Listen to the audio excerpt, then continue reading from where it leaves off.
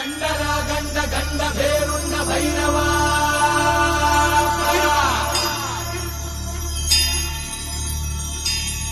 ರಾಜ ಮಾರ್ತಾಂಡ ಧರ್ಮ ಕೋದಂಡ ಭೈರವ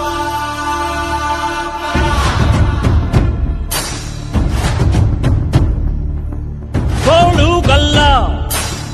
ನೆತ್ತಿ ಮೇಲೆ ಬಿಚ್ಚು ಗತ್ತಿ ಯೋಧ ನಿಂತ ಏಳು ಸುತ್ತು ಕೋಟೆ ಮೇಲೆ ಸಿಂಹದಂತೆ